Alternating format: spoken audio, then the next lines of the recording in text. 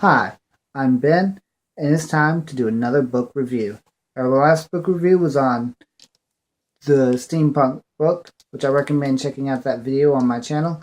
But today, we're going to be talking about Shutter by Courtney Alameda. Courtney is a talented writer who lives in Utah with her husband. She's also a librarian, bookseller, and been nominated for the Bram Stoker Awards. And if you read the book, you'll understand exactly why she was nominated for that particular award. She also has two more books coming out in 2018, Seven Deadly Shadows and Pitch Dark. They sound pretty compelling. I look forward to checking those out myself. But we'll see. But today, let's talk about her very first book, Shutter. Shutter is about Michelin Helsing. She's a monster hunter and part of the monster hunting corporation, the Helsing Corporation. Pretty much saw that one coming. When this book opens up, her young crew and teammates in the Helsing Corporation pull up to an emergency at a hospital where a mysterious ghost is wreaking havoc.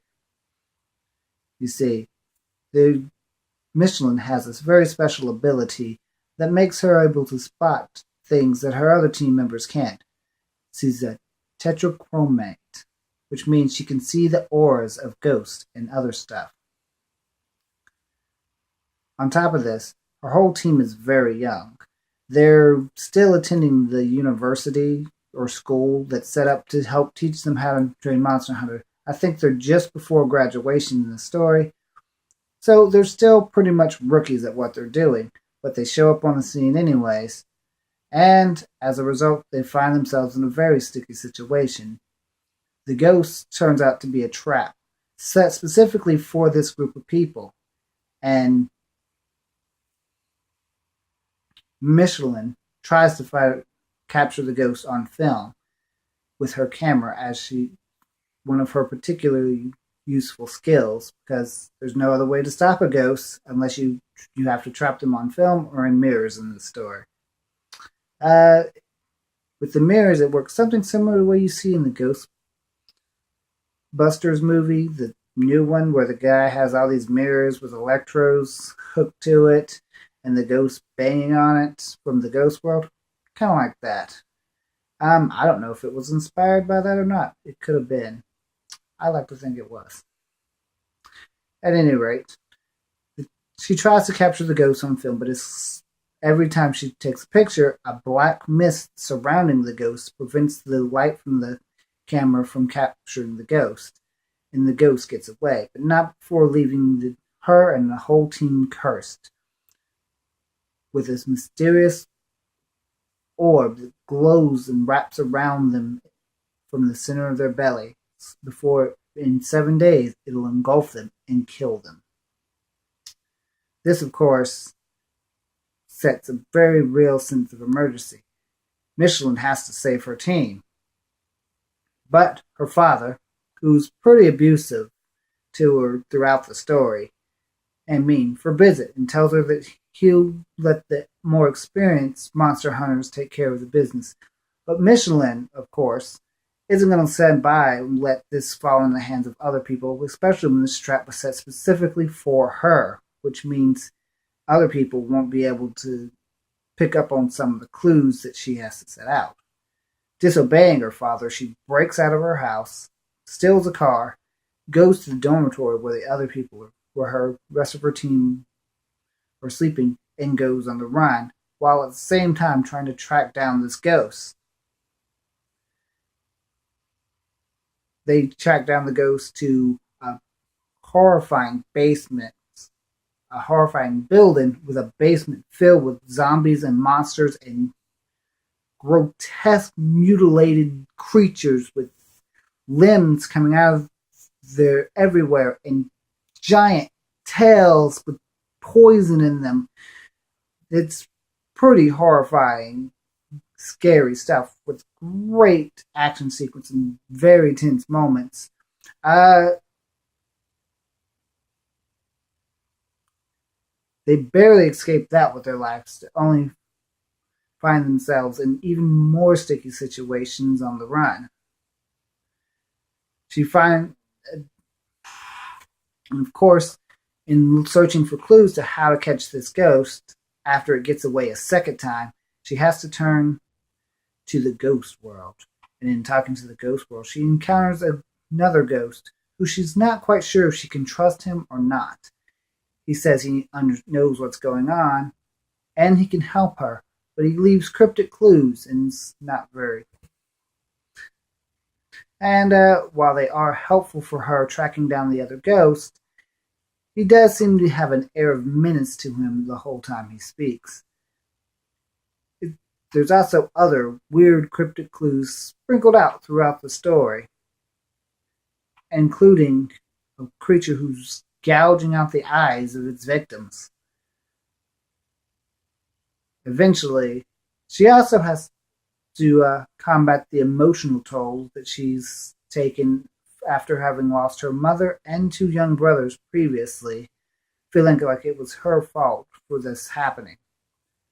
There's a very real emotional context to the story. As it goes on, the battle escalates before she finally tracks down the ghost as it attacks the headquarters.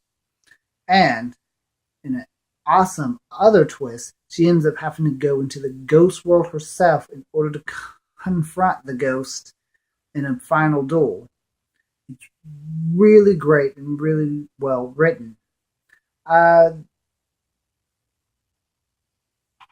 So it's hard for me to say straight away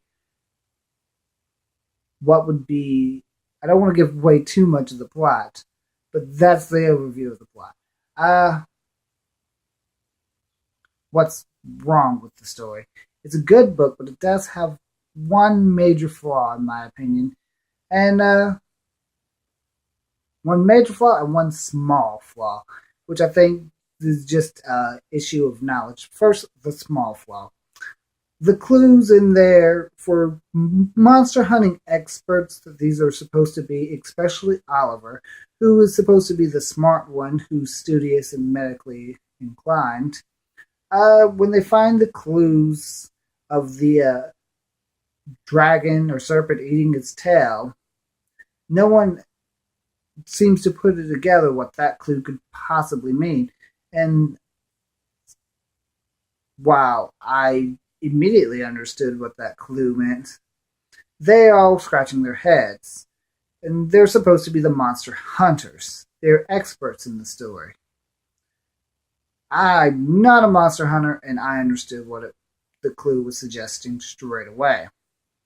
They eventually do figure it out, but it just seemed like a weird detail. I mean, she created her own world where the Hellsing Corporation has this power, this skull, and these monsters all exist. She could have created some other clue that would require them to go back in a different order or see something else. It just seemed a little weird that the one clue there was pretty obvious to me, the reader. But like I said, that's just a knowledge thing. Other readers might not have been able to pick up on that clue. But I would imagine that anybody who's familiar with the legend of Dracula and Van Helsing might be able to go, okay, I see where this is going. I mean, the whole Hellsing Corporation is based off Abraham Van Helsing from Dracula, so the correlations where it links in is pretty cool.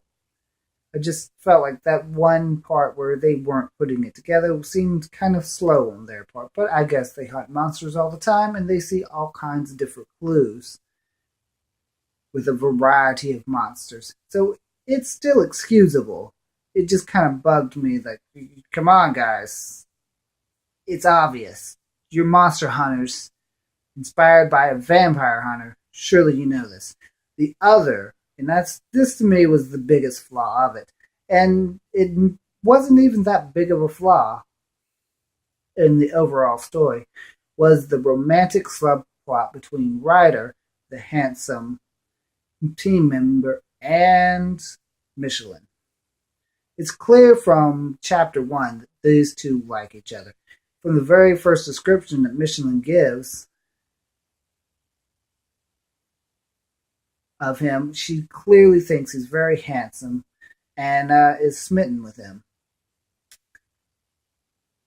And by the fact that he hangs around her and is very protective of her, you can tell that he's smitten with her. When the romantic, but they're forbidden to be together.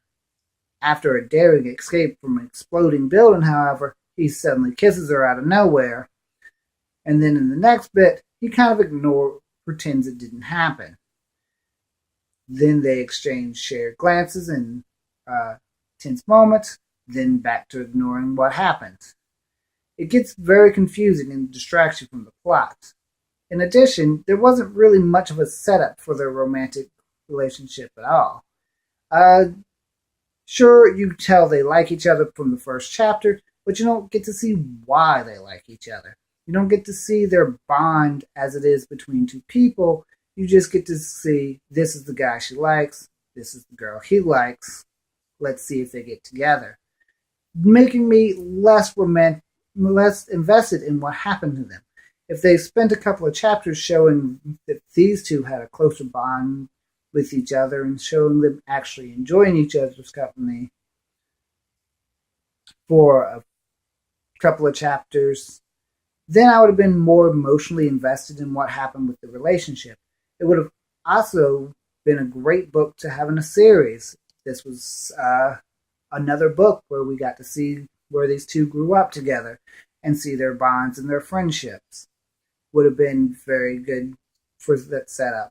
But to me, it just wasn't enough seeing who they were to understand why they would get together or why I care. I got a better sense of their bond and feelings from the other characters. Jude and Michelin, Jude and Oliver and everyone else, I could see their bonds very clearly. Like, these are why these people like each other. These are why they hang out with each other. I can see their relationship and bond. But with Ryder and Michelin, Ryder was just the handsome Australian guy that Michelin liked. He wasn't really much on why they liked each other. Well, other than the fact that he was handsome and very talented, and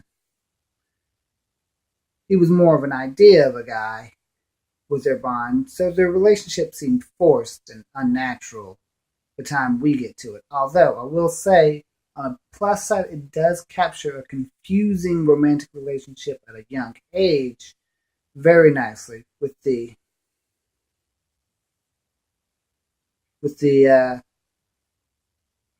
thing going back and forth, so that it's very confusing, and you're like, oh, are they going to get together? Are they not? It's got that feel to it, but without the initial investment, it becomes more annoying to think about than, oh, I hope they get together, in my opinion. Other people might say this is exactly how teenage love goes, and we should keep it in. Furthermore,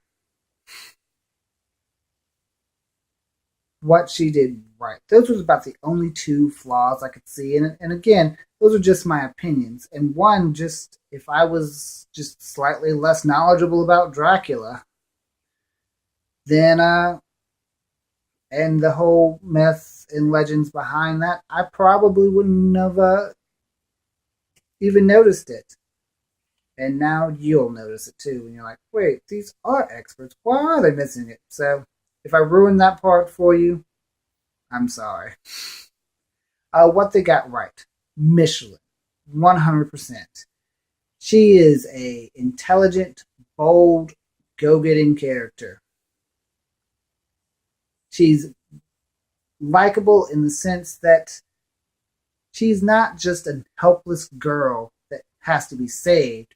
She's the one doing the saving. She's the one doing the butt kicking.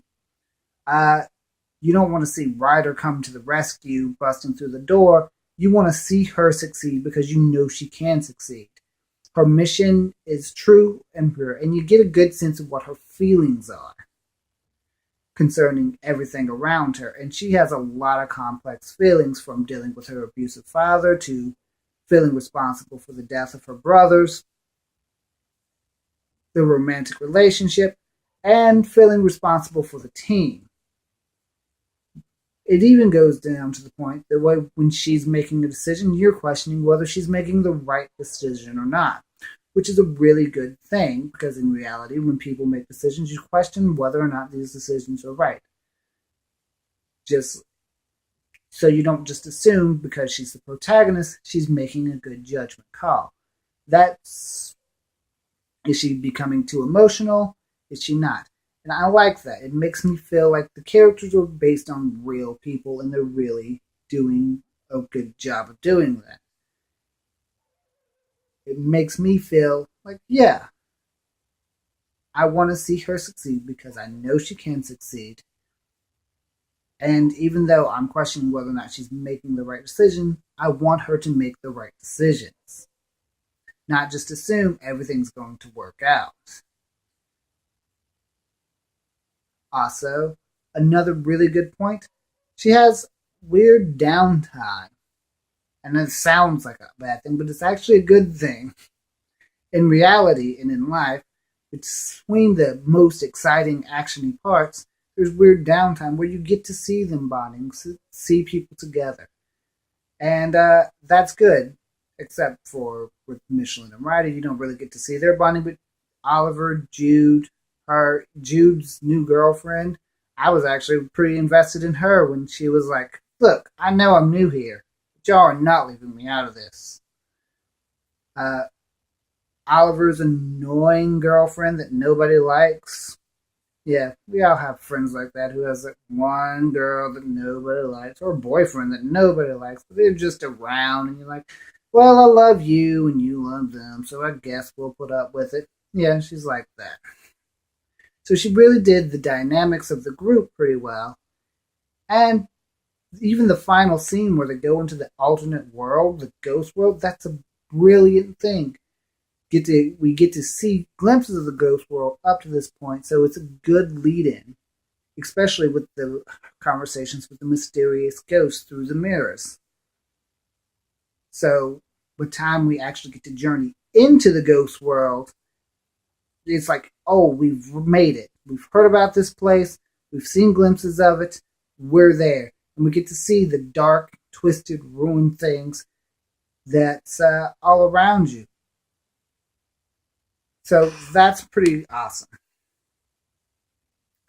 And even for the final showdown of the story, overall, I would say that this book gets a 7 out of 10 in my book. Or, in my opinion, 7 out of 10, definitely. It's just very well written. Good action sequences that put you on the edge of your seat. I read it at night every time I was picking it up because that's when I mostly do my reading. So, reading through a story where a girl is trapped in a basement with horrifying mutated scorpion monsters coming at her, firing her gun randomly at them, and they're not stopping. Pretty compelling. I also recommend you read it tonight. Go to your library, check it out, read it. My opinion is a 7 out of 10. But I only found 2 things wrong with it, and if you might think it's a 10 out of 10. If this ruined some parts to you, I'm sorry. It's not my intention, just to share my opinion about a book that I was excited about reading and excited to talk about. Also, look forward to Courtney Alameda's upcoming books, Pitch Dark and Seven Deadly Shadows. I particularly feel Seven Deadly Shadows is going to be a good one. I don't know why. I don't know anything about it. But I'm going to be looking for it when it comes out in 2018. Also, check out Shutter from your local library. Courtney Alameda. You don't have to be a horror fan to really enjoy this story. It's got a little something for everyone, I think. Alrighty. Bye bye.